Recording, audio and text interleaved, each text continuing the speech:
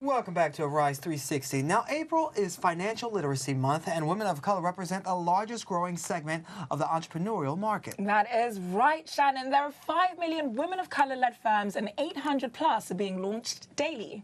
Here to highlight the importance of financial literacy is Gayle Jennings-O'Byrne, founder and CEO of Intent Manifesto. Hello, Gayle. Hi, guys. Thanks for having me, and thank you for celebrating financial literacy. Thank you for all the work that you put into it. Now, before we delve into financial literacy, I apologize, but I'm obsessed with your necklace. It is a woolly mammoth's bone, did you say? No way. Yes, I'm obsessed with it too. I kind of rub it like it's my good luck charm. Right, it looks like so that. they're It's beautiful. extinct. Yeah. Yes. Oh, but if you go, a few layers under the earth, up in, ice age, ice areas, you can find them. That is amazing. Yes. All I don't know right. if you can transport them into the U.S., so don't ask me how it got here. Okay, let's swiftly move on. We'll move on and talk about empowering women, because after 20 years on Wall Street, you decided, you know what, I'm done with this. I'm going to empower women entrepreneurs. Why just make the switch? Two things happened. One was I was seeing from the investment banking side the capital that was being deployed in companies that we all know, right, the Fortune 500s. And then I was also seeing the philanthropy that was being done by the firm I was at and others as well. But what I wasn't seeing were the dollars going to women entrepreneurs in a meaningful way that they could really grow their businesses. We were still coming from this, that's nice, that's lovely, here's a little something to keep you going, but we weren't making that real meaningful investment. And I said, you know what, we gotta just do it ourselves. In the communities of color, we can do two things. We can build wealth and we can invest in our own. Okay, I like that. And off the back of that, you then launched the Intent Manifesto. Yeah, I had cancer in my eye, and I thought, you know what, I'm either going to go blind or I'm going to die. Wow. And I said, if neither of those happen and I get a second chance at life, I have to go out and fight for the women that I see every day that are on the front line. And so I survived my cancer. Amen. Wow. And I think my eyes are looking okay. I would never know. I'm about to start I actually have 20/20 vision. So. Yes. Amazing. Thank you. And I said, all right, I've been given a second chance, so let's do something with this. And so I said, you know what, we have to be really intentional. We have to start with good design. We have to come from a source of, we know there's assets and talent in our communities. And so I said, you know what, first thing we're going to do is we're going to tell great stories about these women. I see them every day. I want other people to see them as well. And I want us to get to a place where we stand up for them. So we have a manifesto. I intend to do good work. I intend to be part of the change I want to see in the world. We're asking people to sign the manifesto. We want to get to 1 million people that have signed this and said, I support women of color startups. I love that. And anybody can sign it, not just women. Everybody. Cool dudes, cool women, United States based, across the globe. This is a global initiative, right?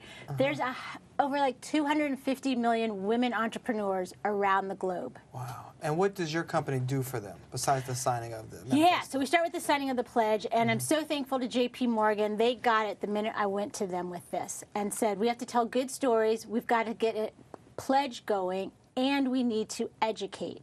So Intent Manifesto is just that. It's an investment education platform whereby we're going to help people understand how they can be part of the movement.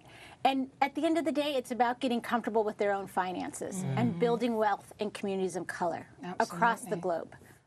It sounds crazy, but when's the last time you looked at your bank account? Don't tell me the number. Just when's the last time you looked at $5 million. Yesterday. I'm manifesting it. Because my wife's always spending, I got to say, uh-oh, I got to switch the money to this, to here. I got to keep an eye on Hide the money from her. hide it. That's it. She's not intentional when she's spending it sometimes, right? And if Shannon does not come to work tomorrow, we all know what happened to him. There you go. There you go. Pretty much. But listen, this intentionality, this comfort with our finances, it starts as little as just looking at your bank account every day. Okay. Just knowing what that number is. And then what do you do when you see the number? You know what? You start to get comfortable with it, and you start to be like, aha. It's a regardless number. of how low it may be, How low it is, I'm comfortable with it. I know it, and I know what to do now. Because so many times we run away from our bills right? It's tax season coming up. We kind of like, right? Exactly, right? We'd rather go get a root canal than go find all the paperwork that we need to get our taxes done, right? So part of it's just getting comfortable with it. And listen, as a people of color are some of the most giving people out there, right? Whether it's tithing through your church, whether it's helping cousin JoJo who hit you up at the reunion and asked for a little few dollars for that new scheme he's got. $10. Exactly, right? Exactly. You know you're not going to see that money back, but you do it. But you do it anyway. Exactly. So we are a community. And listen, even Susu, right? You're familiar with Susu, right? Investment club, savings club. So this is in our nature. This is in our blood. We can do this. It's in our DNA. So Intent Manifesto is an education platform for the most wealthy of us, the corporate executive within us, cousin JoJo, right? You hear that, cousin JoJo, right? Our baby sister, our millennial cousin. This is a way that we get comfortable with money, and then the giving that we already do anyway. Yeah. Now I'm going to do it and get a return. Oh, I like that. A return on your initial investment. Yes. So you mentioned bills and the fact that we are, of course, in tax season. How important is one's credit rating? It is your calling card. It follows you like B.O. I love your similes and metaphors. Oh my goodness, it follows you like body odor. Listen, money is fun. Financial literacy is fun. I don't want people to lose that, the joy in it. But it follows you like B.O. So you have to take care of it. You have to be protective of it. And it is something that you can change, right? It is something you can change. Well, how does one start changing their credit score if they're already in, bad numbers? It's already low. What can they do at this point? Yeah. So I would say the first thing is understand everything that you have out there, either what debt you have, what checking accounts, savings accounts you have, and then start getting consistent on paying off the things that you can. It doesn't have to be big numbers, but you just have to start showing that you're making payments and that you're consistent with it.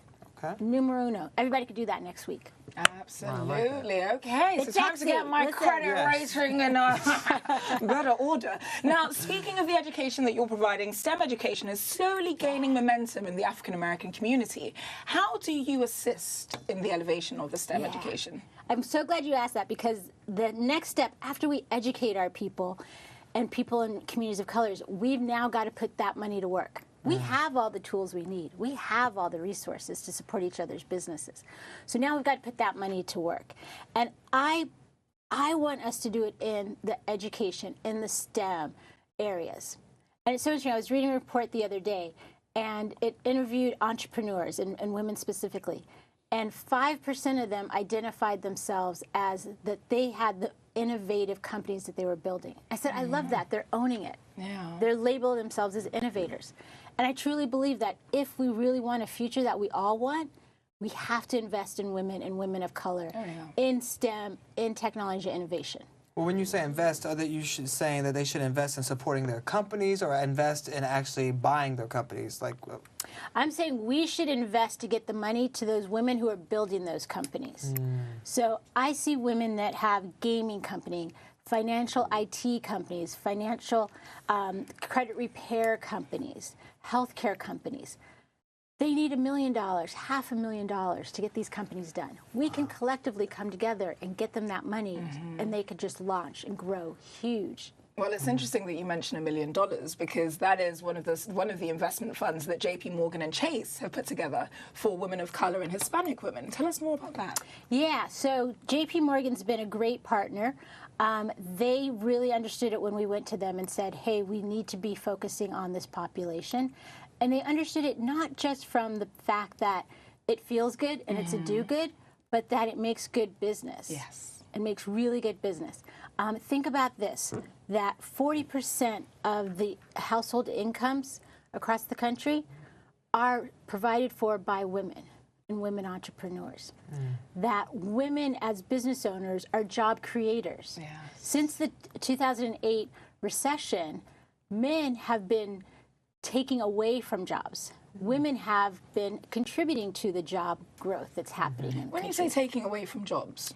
I'm saying that companies that are run by men, they've lost more jobs than women who've started companies have created and added more jobs to the population. That's very interesting. And they stabilize their communities and their families. But I want to get back really quickly to what you asked about around the technology. Yes. I love the services and all the businesses that I see every day, but I also think about health. And when I think about health, I think I really want a woman's voice in the healthcare products and technologies that are going to be for my woman's body. Yes. Don't get me wrong, I love a guy with a hoodie who's a college dropout who can start a Google or a Facebook. But the reality is, I don't know that he understands my body or a woman's body. I want a woman at the table. Absolutely. I want her voice in there. And it's a big industry as well. Absolutely. Okay, well, we want to definitely talk more about this and helping women and investors and entrepreneurs, but we're going to take a quick break, and then we'll come back with more, all right? Don't go anywhere. We'll be right back. Welcome back to Arise Entertainment 360. Now, we are still joined by the phenomenal finance powerhouse that is Gayle O'Byrne. Hello. Yes. Hey, guys. Yes, and you're helping us with this great information to help female entrepreneurs. So we want to get to the basics. What are some practical money skills that can just help our viewers right now? Yeah. So I would say the first thing everyone should do is know their financial situation. Just like if you're going to start a diet, at least know take your before picture, right? Because then you can appreciate the after picture more. So take a financial snapshot, see where you are. Who do you owe? Who owes you, right? Somebody might owe you some money, right? And so understand that. Then set a goal. What do you want to do?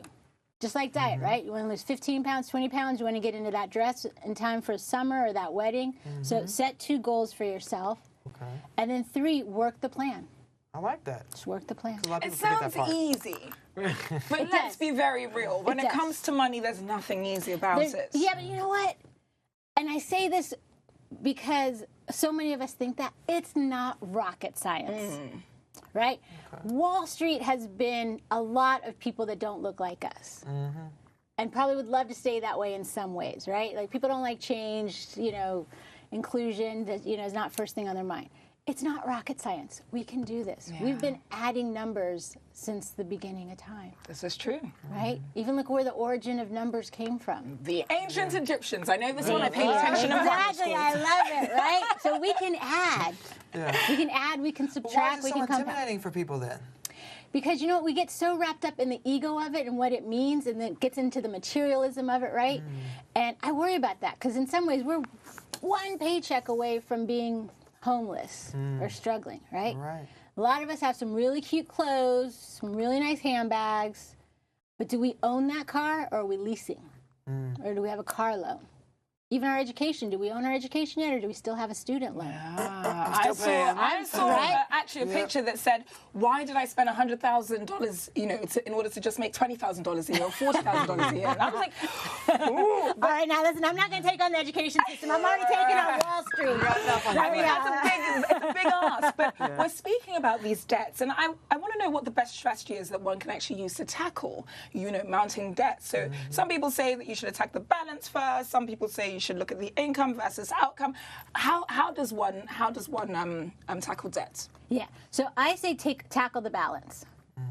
Because 2 things happen. 1, you're chipping away at it, and 2, you're getting really disciplined about it, right? It just becomes something that you do almost on autopilot. And that kind of discipline is going to carry for all the other things you want to do around wealth building.